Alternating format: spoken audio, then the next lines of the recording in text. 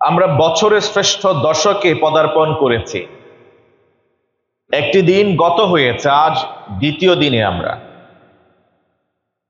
আমাদের পূর্বসূরীরা বছরের 3টি দশককে খুব বেশি গুরুত্ব দিতেন।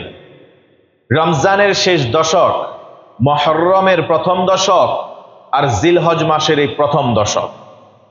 জিলহজ মাসের দশকের ব্যাপারে নবীজি মুহাম্মদুর রাসূলুল্লাহ সাল্লাল্লাহু আলাইহি ওয়াসাল্লাম ইরশাদ করেছেন, এই দশকের ইবাদত, যে কোনো আমল আল্লাহ সুবহানাহু ওয়া তাআলার কাছে যুদ্ধের ময়দানে গিয়ে একজন মর্দে মুজাহিদ, যিনি গাজী বেশে ফিরে আসেন, যিনি তার জান এবং মাল নিয়ে যুদ্ধে ঝাঁপিয়ে পড়েছিলেন, কিন্তু আল্লাহ তাআলা তাকে শাহাদাত কবুল করেননি, তার জন্যে তিনি গাজী বেশে ফিরে আসছেন তার জান এবং গনিমতের মাল নিয়ে।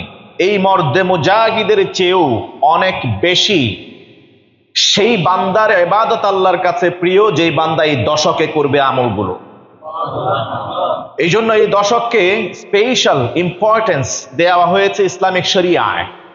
এই দশকে বাড়তি তেমন কোনো আমল নেই, তবে এই দশক তো এমন এক দশক যেই দশকে ইবাদতের সব মৌলিক ইবাদতগুলি এখানে সন্নিবেশিত হয়েছে। এখানে সালাত আছে, সিয়াম আছে, হজ আছে, আল্লাহর রাস্তায় দান করা। কেউ চাইলে যাকাত ইন অ্যাডভান্স অথবা বকেয়া আদায় করতে পারে, অথবা নফল সাদাকা দান আল্লাহর রাস্তায় করতে পারে।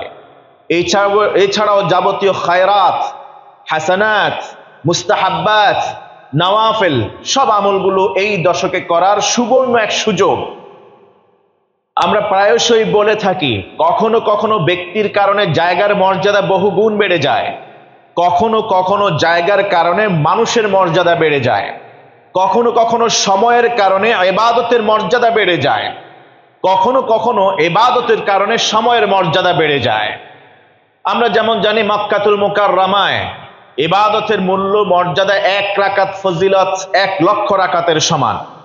মসজিদে আকসায় 50,000, মসজিদে নববীতে 1000, এবং আমাদের যে মসজিদগুলি জাওয়ামিয়া মসজিদগুলি আছে, জামাতে সালাত আদায় করলে 27 গুণ বেশি দেওয়া হয়, যেটা একাকী সালাত আদায় করার চেয়েও।